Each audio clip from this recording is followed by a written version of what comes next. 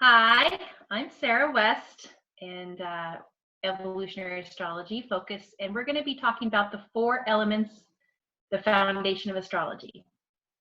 And this is a really great just kind of foundation for beginners into astrology to understand this level before adding in signs and so forth. So here we go. I'm going to go through water first, and I'll talk about why in a little bit, but I wanted to start off with water as the element that is our emotions. It's the feeling part of ourselves.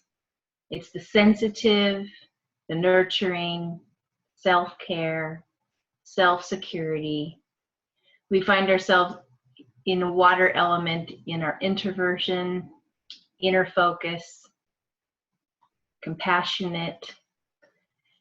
Also with water, we exercise forgiving.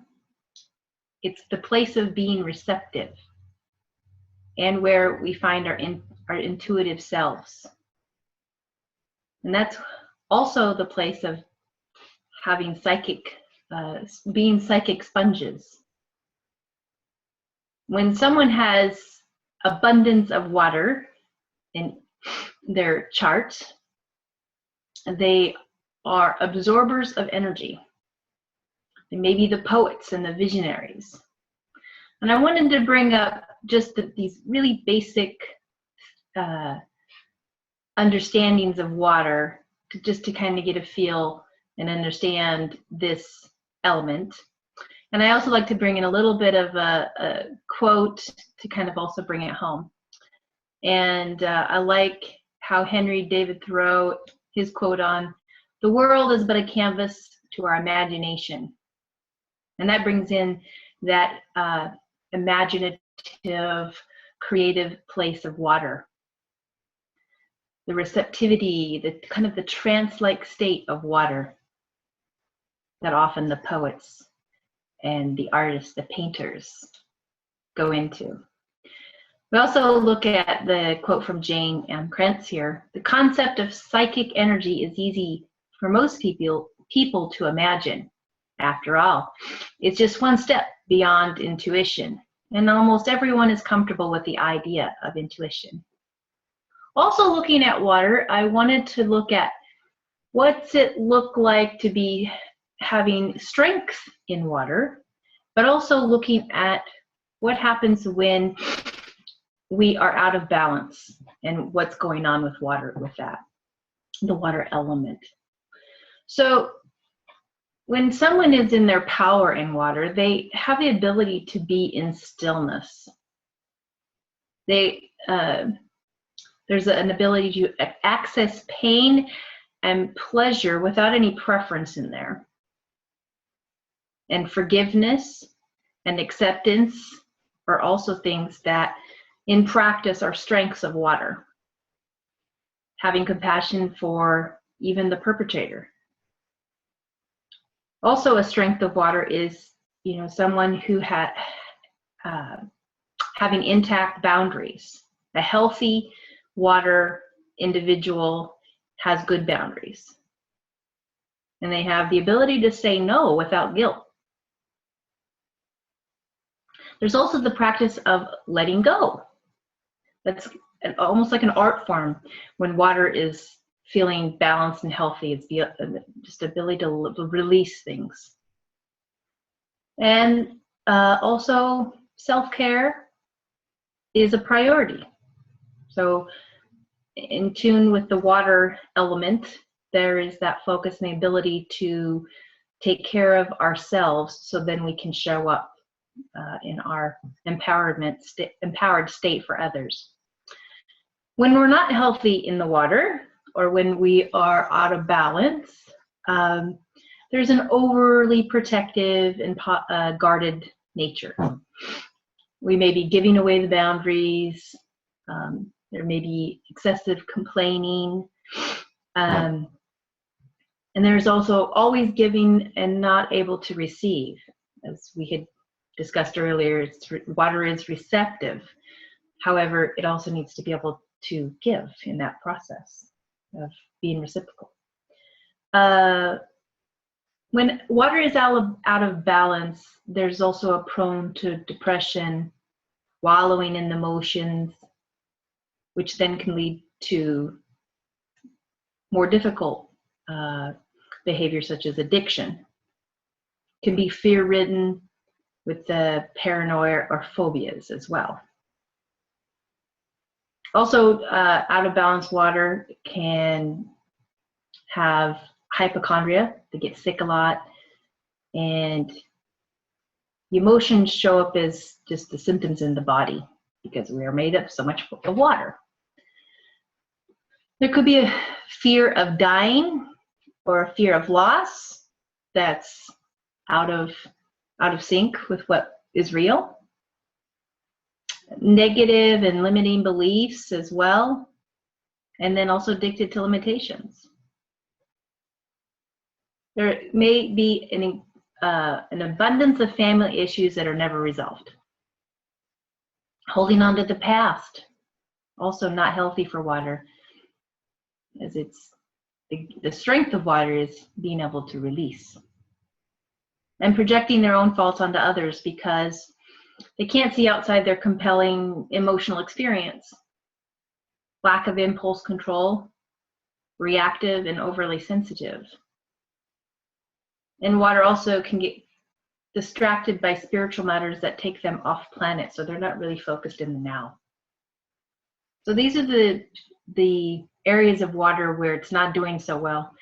So to get back to its strength, it would need to, have a reflection of what's going on to move into their power, back into power, and then revisit, what makes water strong for itself, as we covered.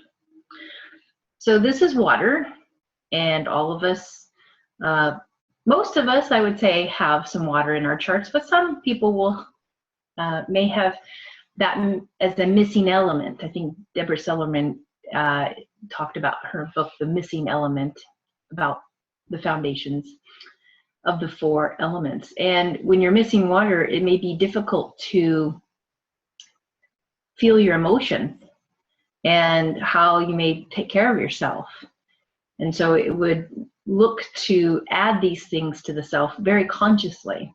And so when you understand what your elements are through the sun, moon, and the angles and where the planets are in your chart, it helps you understand where you might be light in an element or even limited if you don't have it especially in a personal planet.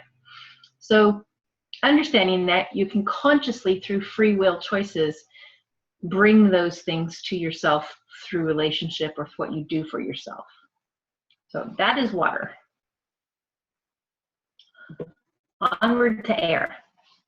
So air is the element that's very mental, social. It's like a student, gathers data, seeks harmony, is emotionally objective. The emotions are more at a distance and more something that was looked at from a little bit of a distance. Highly objective. Tend to be the group influencers, innovators, and thinkers. Oftentimes, air is attributed to friends because of the social aspect to it. Intelligence is mental and exchanging of ideas. And I love this, that Steve Jobs quote, "Innovation distinguishes between a leader and a follower." And another quote is by Vivek Wadhwa. "The key ingredient in innovation is the ability to challenge authority and break rules." And that makes me think of the Uranian aspect of air. The strengths of air are the ability to free associate and be like an idea factory, the brainstorming, to know when not to talk, and be in stillness is also a strength, and be able to listen deeply, to use words and how they can bless and heal, but also how they can hurt and gossip. The gift to speak to the unspeakable, also a quality of air. The gift of understand and prioritize relationships. The fascination of being close to another and seeking harmony. The awareness of how to be gracious, inclusive, and to let others have their own ideas as well. Air is also known to be charming and socially graceful. What does unhealthy or out of balance air quality look like? Codependent, dislikes being alone, obsessed being free and spontaneous, unrestrained, may have no respect for others' timetables, lacks impulse control, undisciplined, dislikes following the rules, remains busy and on the go in order to escape emotional confrontations. The shadow of air also is lies by omitting facts, doesn't tell the whole truth, very flirtatious, even if only in their heads.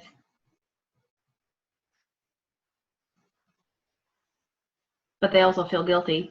That's the shadow part, for being a flirt. The shadow also even though it's a strength to be an idea factory, but with no practical application, is the shadow part. Often dabbling in many things and mastering none. Dreamers who don't manifest because they don't have a game plan. All talk and theory, nothing concrete. Reads just enough to get the gist and pretends to know it all. So that would be the out of balance shadow of air, and would find to return to their strength would be to look to the strengths that we just covered. So this is air.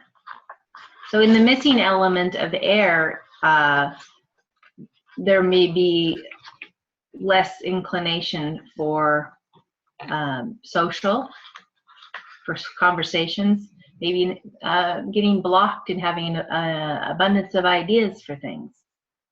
So, all right, let's go on to the next one. Earth.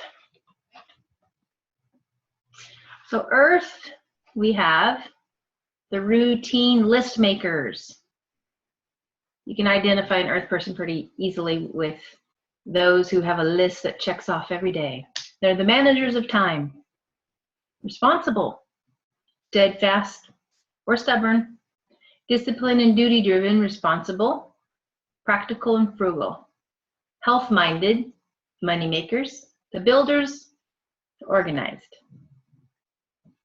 The Buddha is an Earth, Taurus. To keep the body in good health is a duty, otherwise we shall not be able to keep our mind strong and clear. Also, I like the quote by Dwayne Johnson, who happens to be a double Earth, who has Capricorn and Taurus, Sun and Moon. Success isn't always about greatness, it's about consistency. Consistent, hard work leads to success. Greatness will come. Very practical. The strength of Earth, it's hard-working, focused, working to achieve results, have the ability to complete with what needs to be done. These are who we give the tasks to, knowing that it's going to be done. Ruled by ambition, loyalty, and integrity. Devoted, this could be the devoted employee and friend and companion.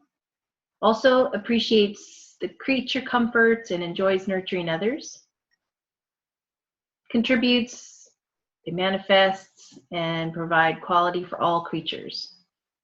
Looking for the security, the warmth of the earth. They plan and build carefully for the future. This is the strength of Earth.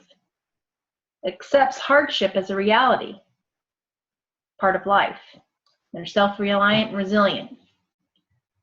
When someone is has an abundance of earth and they're in the shadow or unbalanced, there's an exaggerated need for material possessions and physical resources. They don't believe they are doing a good enough job. All work and no play. Continue. It's almost like the workaholic mentality. Expressing emotions is difficult for an unbalanced earth. Keeps busy to avoid them. Shadow earth also is obsessive follower of rules. Minimal flexibility with game plans.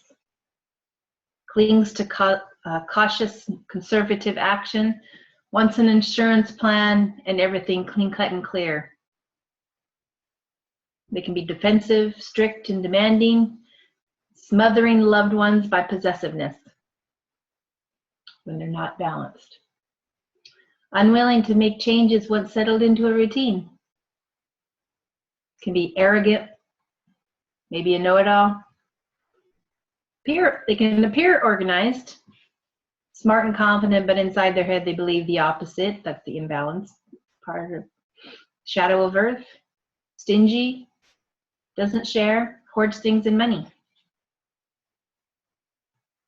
So for someone who may be experiencing these, or you see these in individuals that you're close to and understand that they have a lot of earth, you can understand where they might be able to bring themselves back into balance.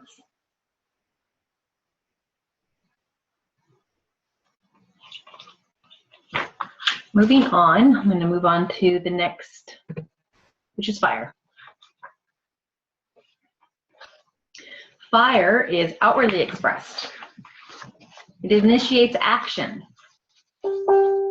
direct communication. They are the pioneers. It's the sexual passion, courage within people, motivator, purpose-driven, and future-minded. Tony Robbins' quote is, "A real decision is measured by the fact that you've taken a new action. If there's no action, you have not truly decided." And then Ernest Hemingway, "Never confuse movement with action." I like that, because fire is purposeful when it's the strength. So the strength of fire is the ability to generously be a catalyst and inspiration for change. Lots of life force, natural charisma that inspires others to listen or follow without question. Knack for attracting people and circumstances that are beneficial. Fearless courage and energy that does not stop. A magnetic force field, a magnetic force field that attracts exactly what is needed in the nick of time, and the gift of intuition as well, are all strengths of fire. When fire is out of balance, there can be deception. It can rationalize any behavior or anything, tend to embellish or exaggerate, competitive without heart, egomania, self-centered, know-it-all, fiercely independent, self-reliant, and self-indulgent.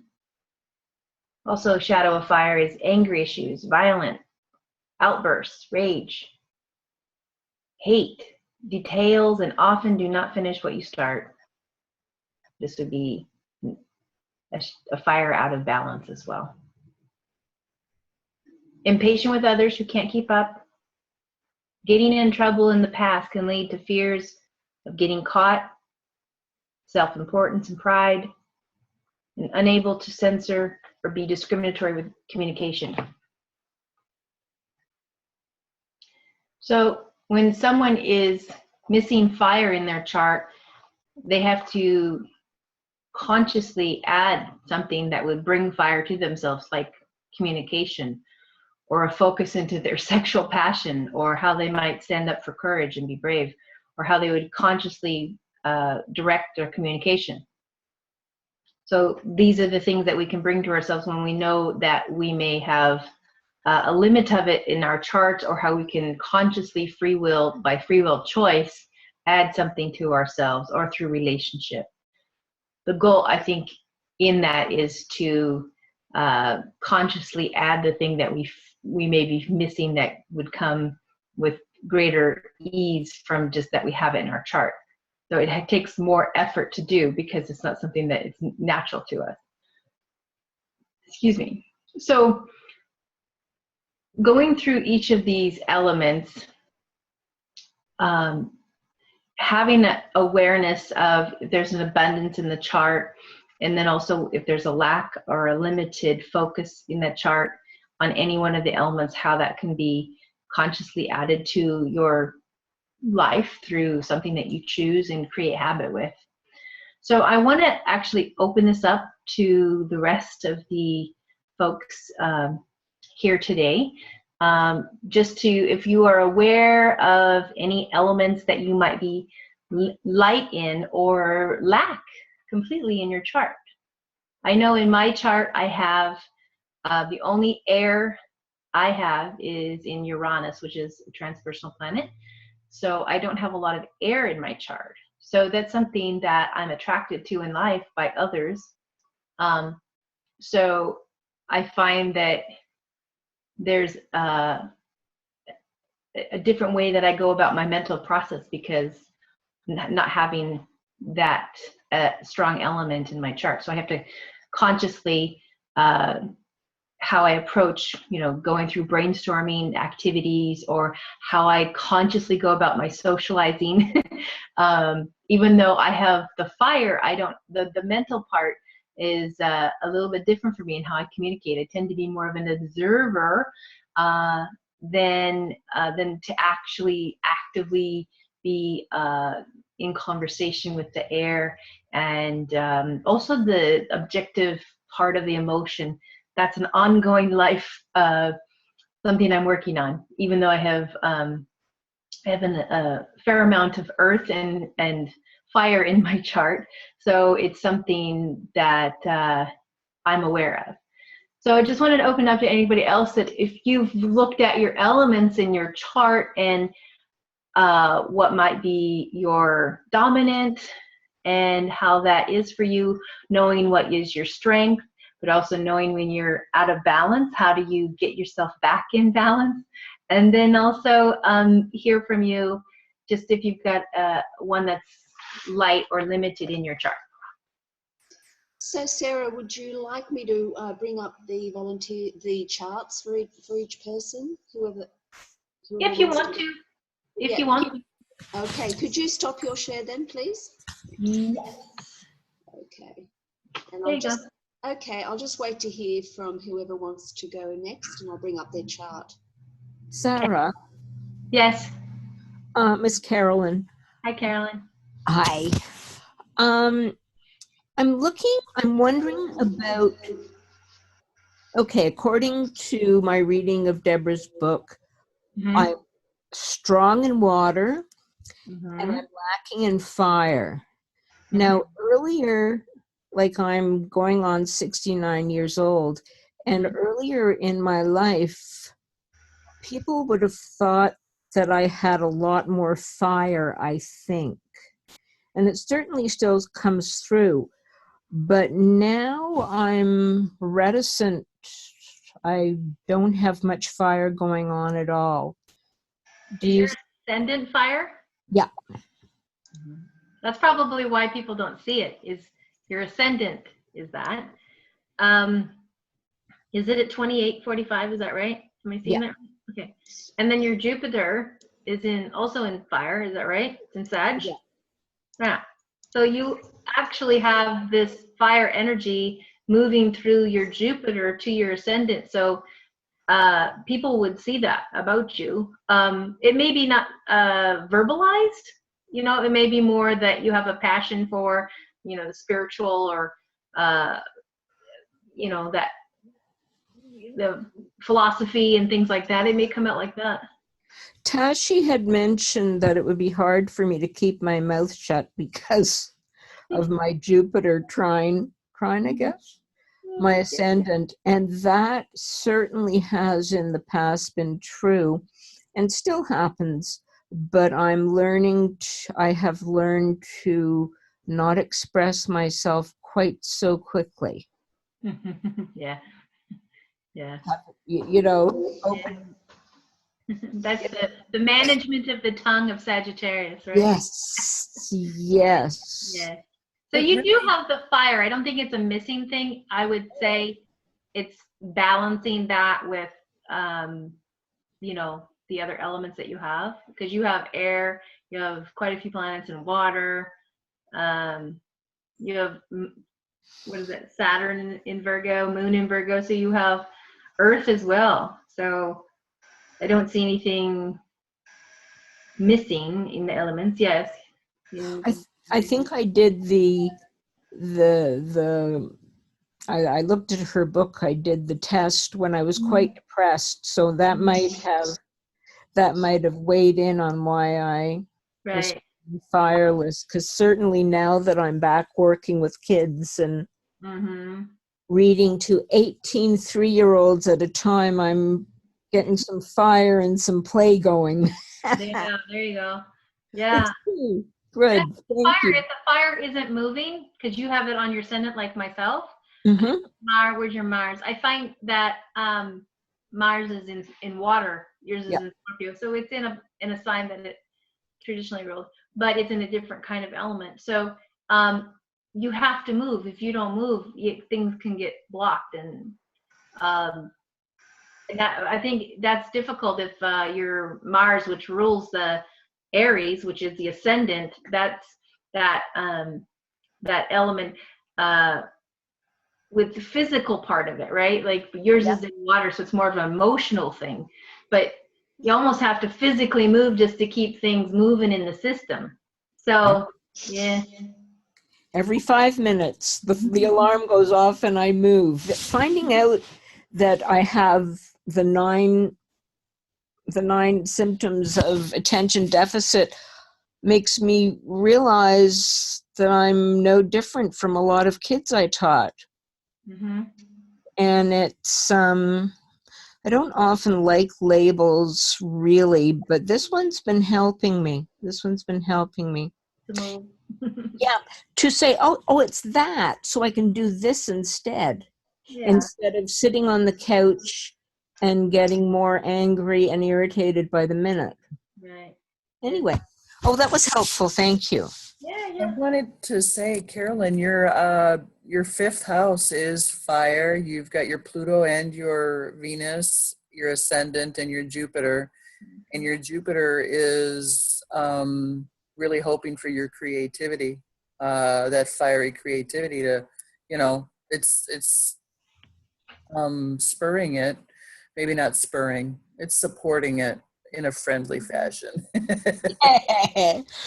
It's all starting to blossom again after a year and a half, nearly 2 years of pretty heavy depression, very heavy depression. I don't know if this is true for anybody else when you've done readings for people, but when I find the personal planet that rules the ascendant over in the 7th house, it's almost like the person doesn't see it within themselves. They see it in the other people. I see this over and over and over, and that's what you have going on, Carolyn. So you may not see that in yourself. You almost have to hear it from other people, like, yeah, you are. Right? Yeah. Like the self-awareness thing, it's like, no, it's in the other person, but you really do have it. Your Mars is in Scorpio, which it likes to be in Scorpio, sexual, passionate, but you may attract that because you don't recognize it within your own personal other of yourself. So that's the self-awareness that we work on through astrology. Yes, I've decided I'm Benjamin Button and I'm becoming young, if only. There you go. I was laughing with Gemini Bread about that. He said, yeah. That's great. It is. I think that's very interesting. Thank you. Thank you. Anyone else?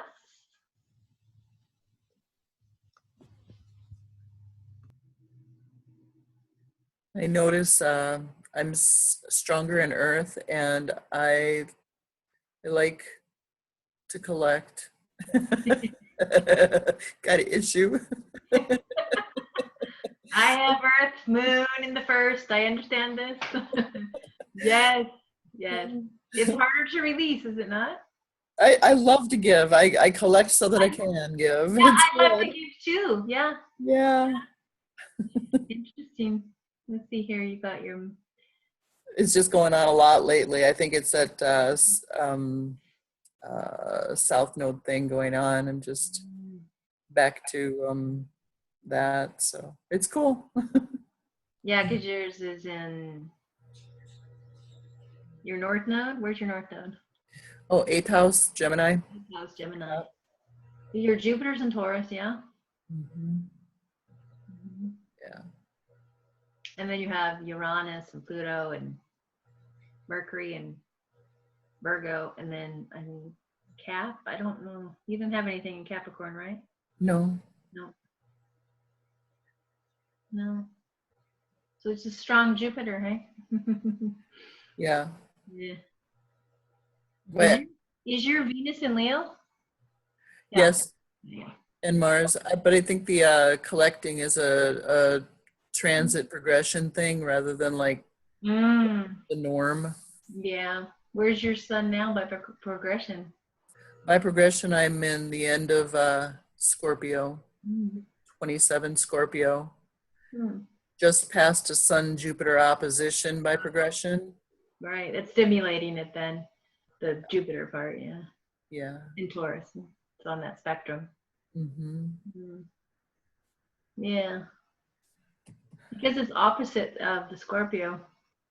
And it's, like you said, like the possessions and having released them. There's an emotional, deep emotional connection somehow to it. Well, I swore last summer I would clear out the garage, and I got part way. I did really well. Yeah. But then I found a little desk on the curb and then another little table on the curb, and I want to refinish them, and I'm going to redo them and give them as gifts. And oh my gosh. Not like me, but you're like, I don't know if I collect like that, but I love clothing. So my clothing, LuLaRoe. I'm letting go of my clothes, and my fiance is like, LuLaRoe. clean out the garage. Talking about cleaning out the garage. It's like, it takes me time to go through the piles that you've told me to let go. Yeah, they mean so much. Right, yeah. It's just because I remember earning the money for them. So it's just like, oh, this is like really hard for me. Yeah. So yeah, totally get it. But Okay. it's an exercise. Thank you for the support. Yeah, exactly. With the foot in the back to do it.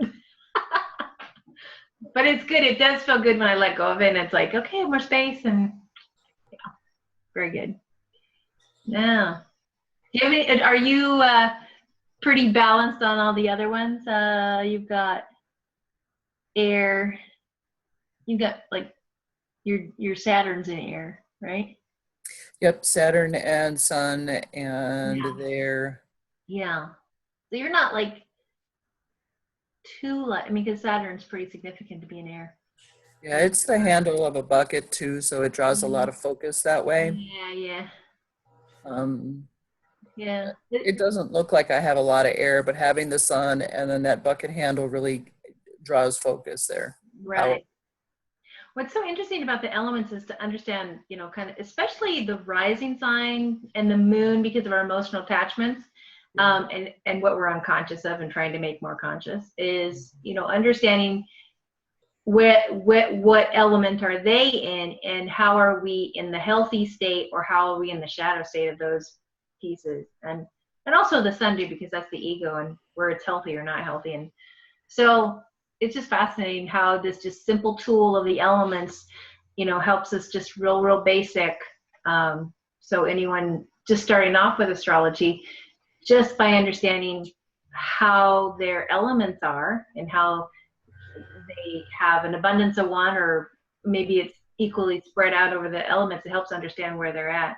But especially I find those three, the sun, the moon, and the rising sign, really can give you a lot of information about where you might have hiccups in life's journey. So yeah, good.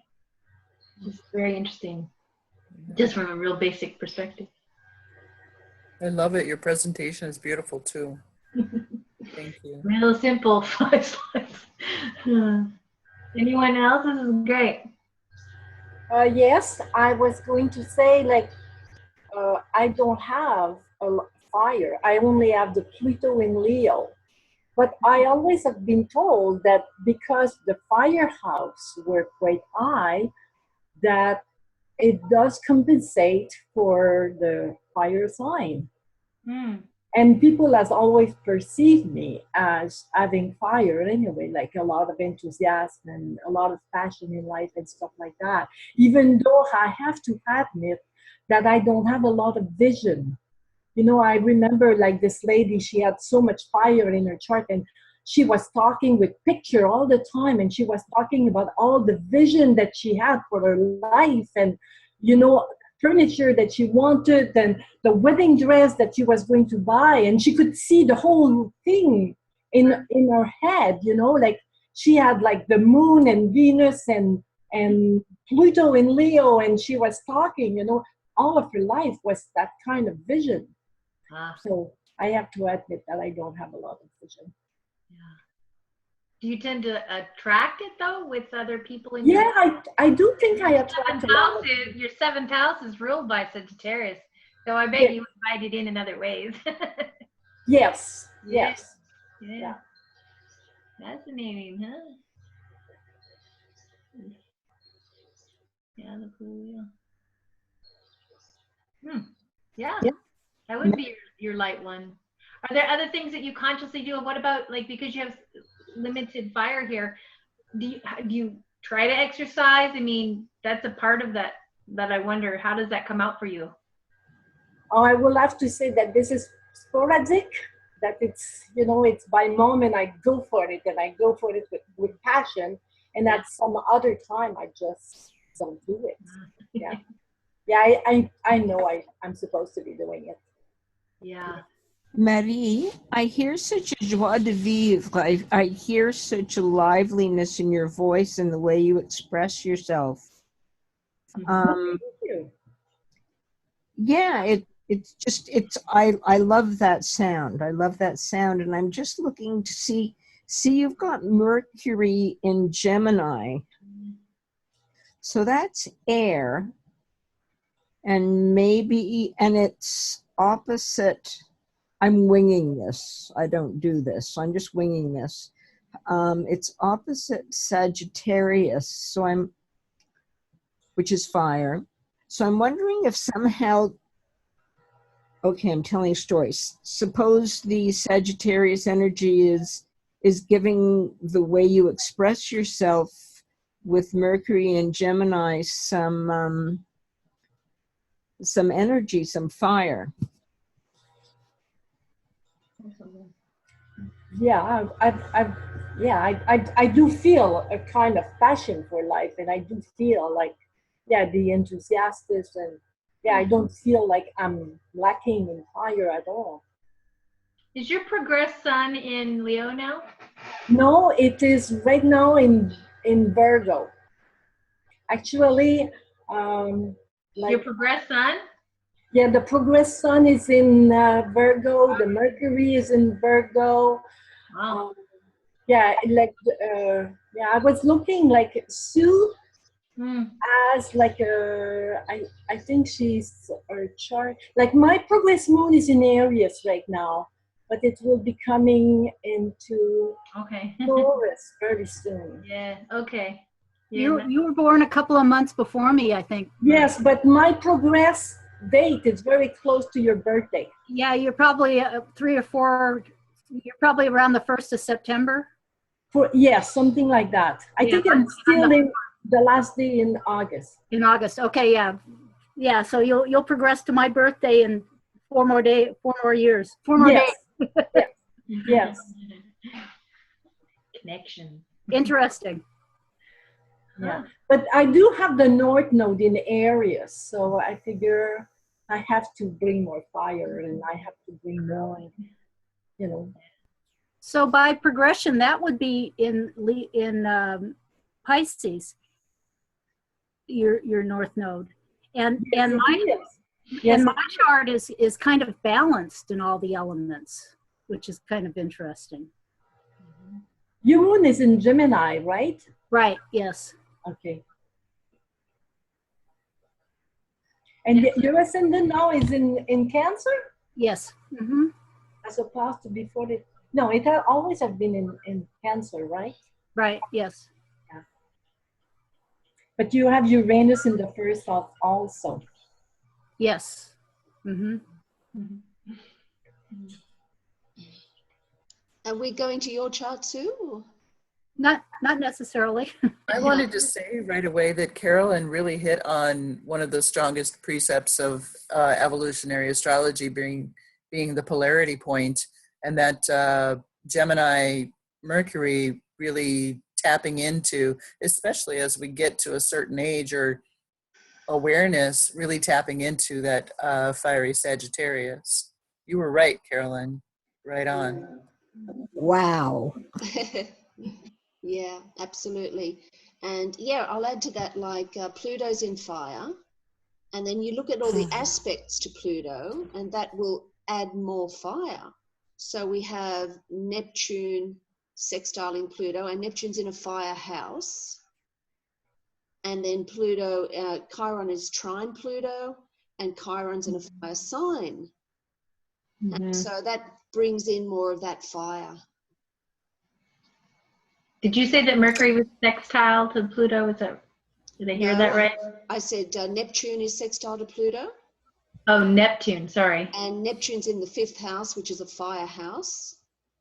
Oh, yeah. I see what you're saying. Yeah. And then Pluto is trined by Chiron, and Chiron's in a fire sign.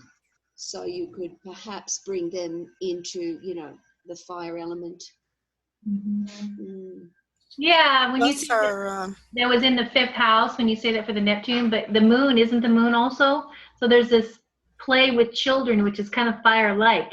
Yes. That's in her life. So it's kind of like almost a bleed through, right?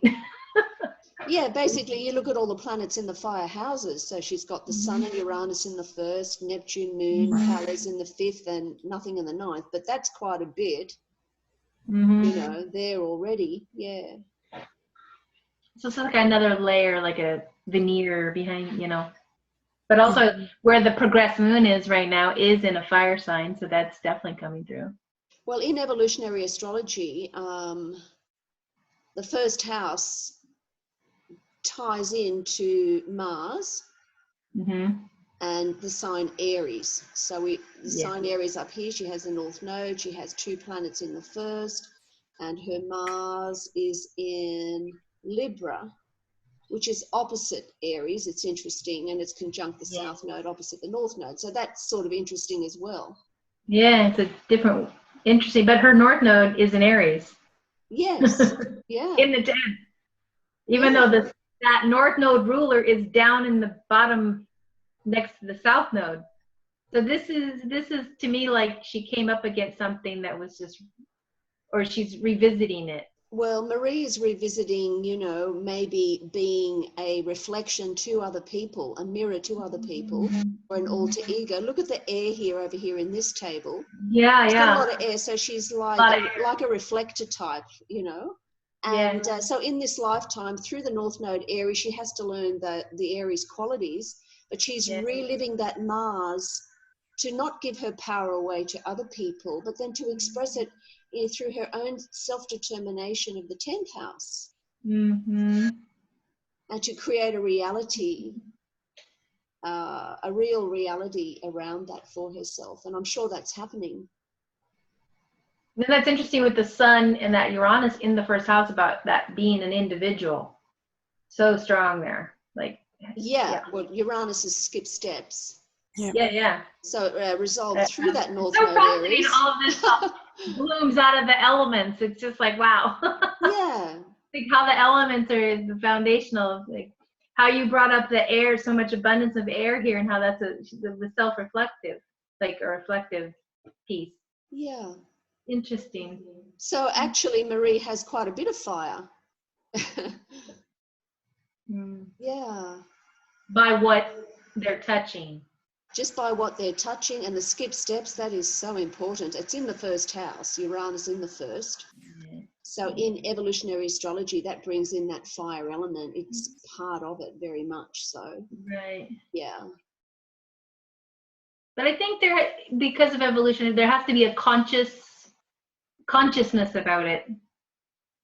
Like for her to even know that she has a skip step, she had to become more and more conscious to be sitting here taking that path into awareness of it.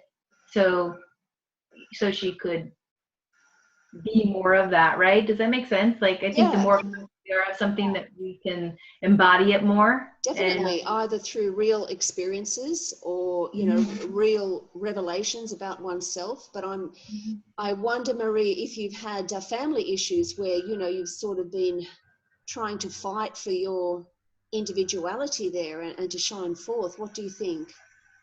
Absolutely. Absolutely. I come from a family of 9 children where I didn't exist.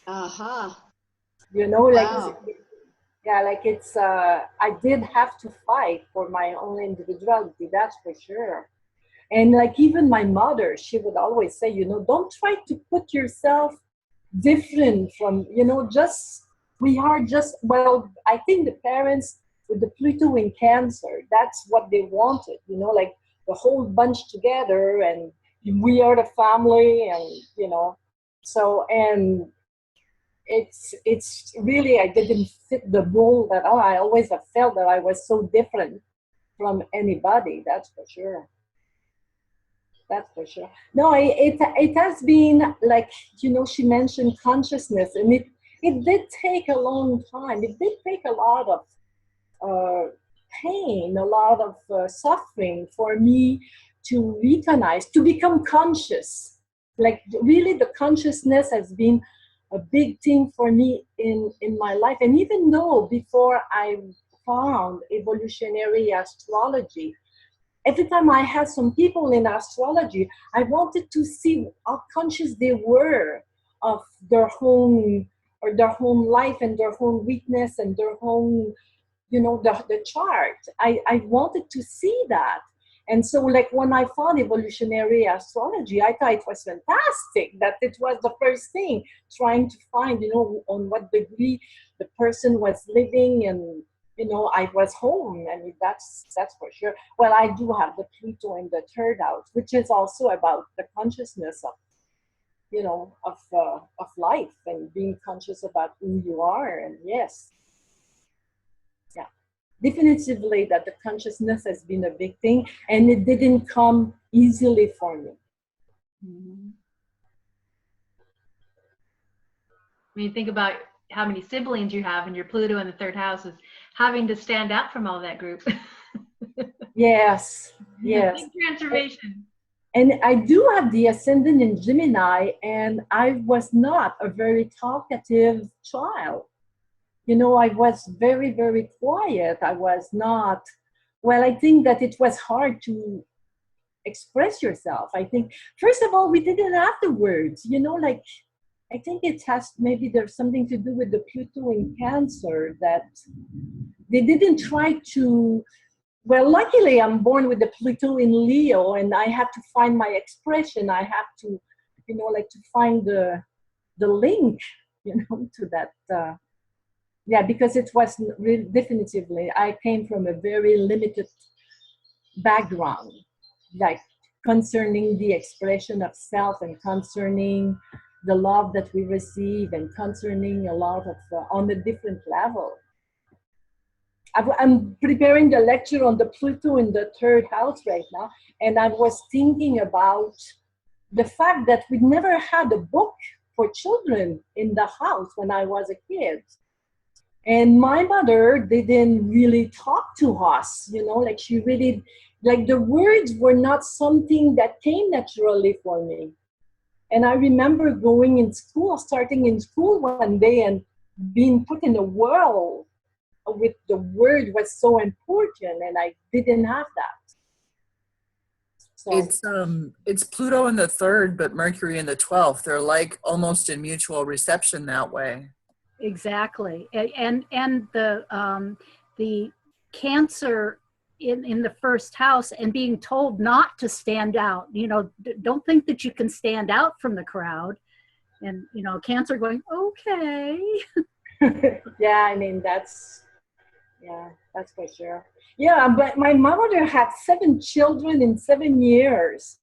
And I was thinking to myself, like, there was Uranus in Cancer for what is it, the 7 of them or 6 of them, you know? And she had 2 more children after that later on in life with the Pluto in Virgo. But I mean, the Uranus in Cancer for most of the children, and with her attitude of not wanting for us to make wave and not wanting us to disturb anything and stuff like that, which is like, yeah, that was something. I'm a survivor.